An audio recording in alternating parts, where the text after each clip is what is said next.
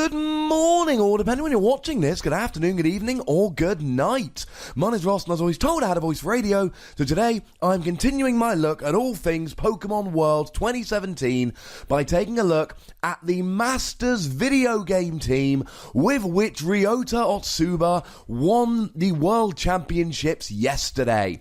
Very fun team, and I figured, you know what, we've already looked at that Gardevoir deck that won TCG. Later on today, we're going to be looking at the Golisopod deck that came second in TCG.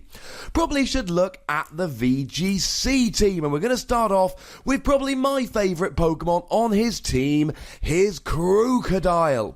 Now, KROOKODILE, an awful lot of people were playing the ground-type Pokemon Garchomp. Ryota chose to play KROOKODILE instead. Now, this does seem to be a little bit personal preference. He did have a KROOKODILE plush with him on the main stage, but KROOKODILE has one thing that Garchomp does not have, and that is access to the move Taunt. This stops the target Pokemon using anything but an attacking move for 3 turns, and it stops things like Snorlax using Belly Drum and Curse. See my Snorlax video for more on him.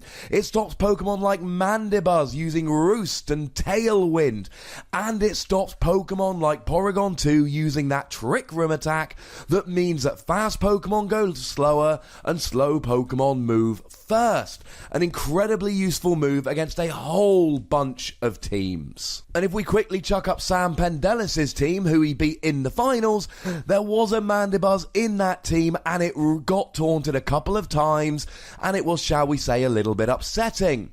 Now the KROOKODILE's got Groundium Z that gives him access to a really powerful Z move, and he's got the ability Intimidate that lowers the attack stats of all opposing Pokemon. This is really important. All Pokemon are either special attackers or physical attackers.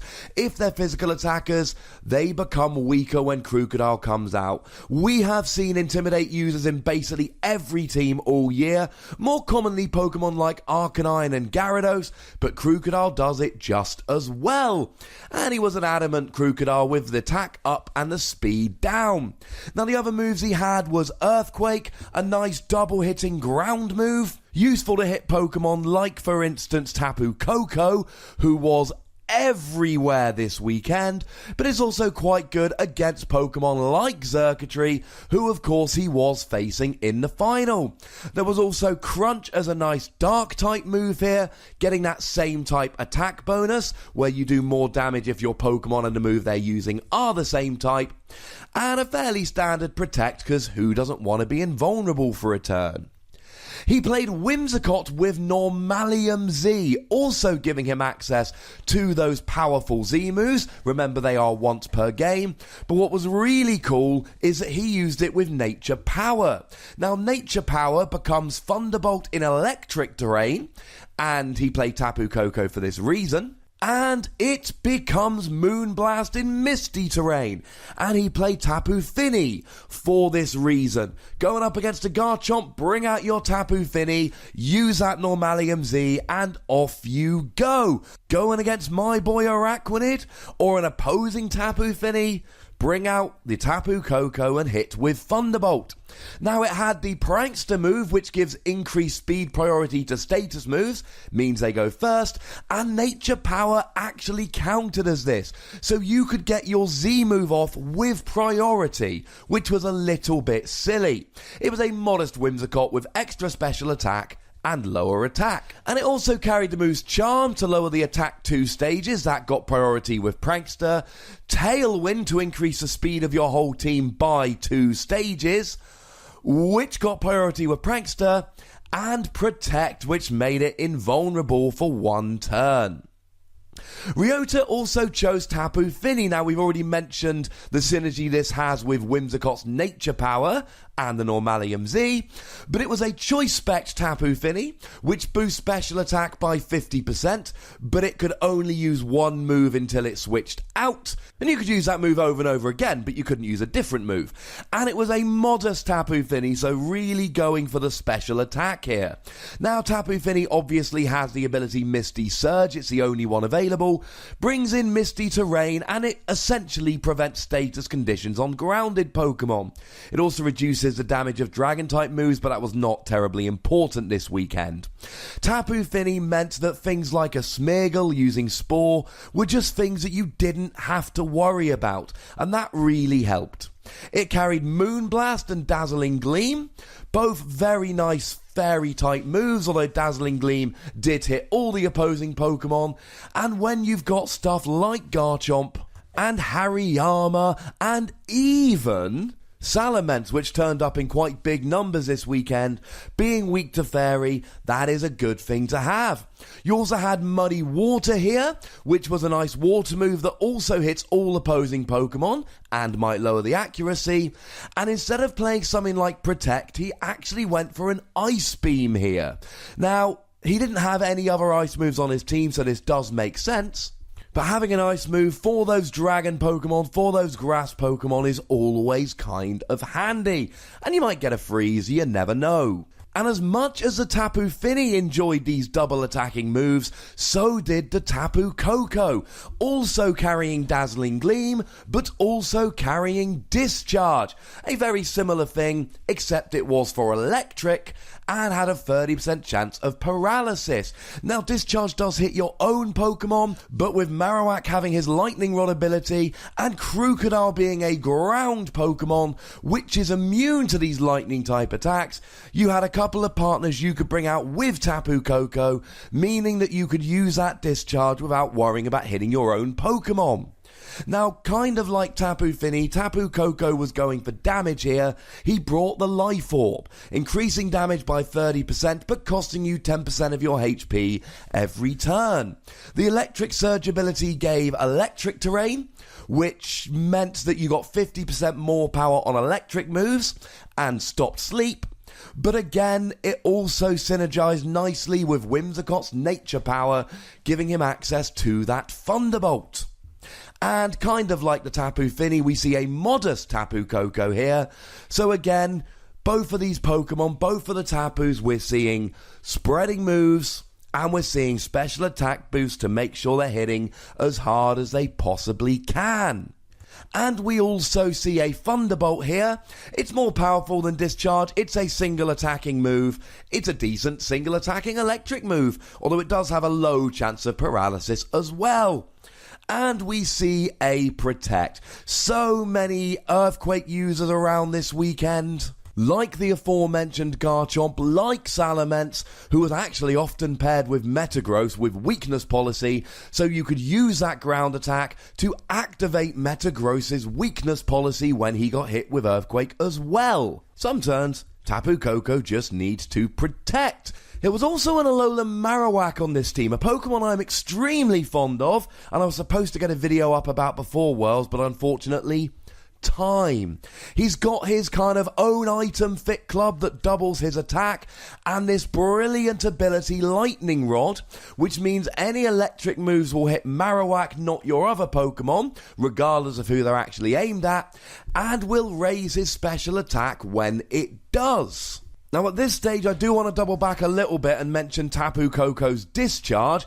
That is of course a double hitting electric move. It wasn't that popular on Tapu Koko's before Worlds, but one of the great things about Discharge is it will hit both the other Pokemon. So for instance, in one of his Top Cut matches he was facing down a Togedemaru with Lightning Rod, and you would hit Togedemaru with Discharge, but you would also hit the other Pokemon as well. Now Marowak was careful, which gave him a little bit of a special defense boost, lowered his special attack. He is an attacker, which is sad with Lightning Rod raising your special attack, but really Lightning Rod is just there to ward off these electric type Pokemon. And given that one of the biggest threats he faced in the World Championship finals was Sam's Xurkitree and its ridiculous special attack, I think he actually made a very good choice here.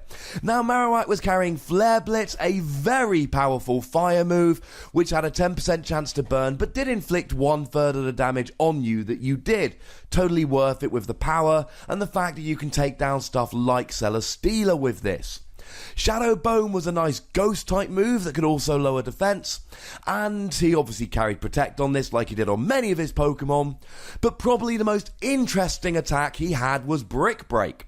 A random fighting attack on a Marowak might seem a little bit weird, but it broke things like Aurora Veil.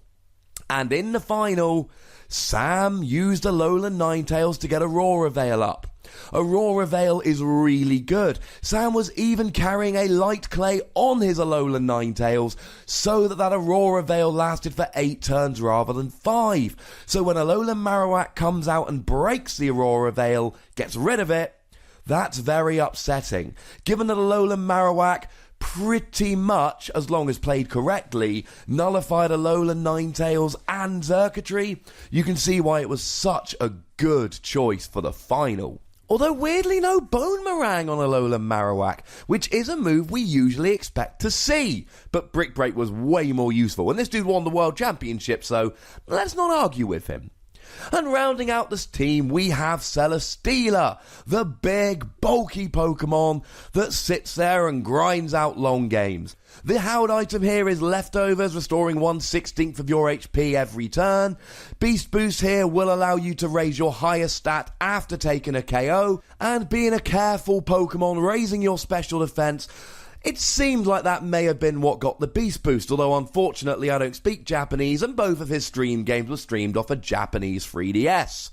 Yay. It carried Flamethrower, which was a powerful fire move, really good against stuff like Kartana with its 4-time fire weakness, and Kartana was everywhere. And it was hitting KROOKODILE and Tapu Fini for weakness. You kinda needed an answer. You had Alolan Marowak, but Flamethrower on Celesteela was still nice. Heavy Slam is a good steel type move, and if you go against light Pokemon, given that Celesteela is very heavy, it did a lot of damage. And of course, Leech Seed here, sapping a bit of energy from your opponent every turn, getting a bit back, sounds alright to me. And of course Protect, and we've seen this from Celesteela all season. Set up a Leech Seed, Protect to heal, repeat, never get KO'd. And that, ladies and gentlemen, is the team with which Ryota Otsubo won the Pokemon video game 2017 World Championships. There were some unusual choices like KROOKODILE, like the Brick Break on the Alolan Marowak, but oh my goodness, did they work out in the end. Big pressure from the two Tapus, their high special attack and their double hitting moves. Alolan Marowak really fixing particular matchups. The ability to grind out with Celesteela. And, you know, Whimsicott. And I adore the nature power with both of the Tapus to really take advantage of the fact that you can get priority with Prankster and then control your Z move having 2 different typings. Ladies and gentlemen, I approve. Now, I do intend doing more VGC videos, but make sure you click that like button. Make sure you subscribe to this channel. Follow me on Twitch at twitch.tv/PTCGRadio for some live action. And if you want to support the channel, check out patreon.com/PTCGRadio. But if you're just more of a TCG person, don't worry.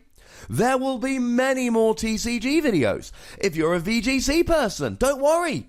There will be more videos. And if you're just a general Pokemon fan, well, I love Pokemon too. There will be many videos. But by far, the most important thing as always, ladies and gentlemen, look after yourselves until next time. Thank you very much for watching. My name is Ross, and you've been watching PTCG Radio.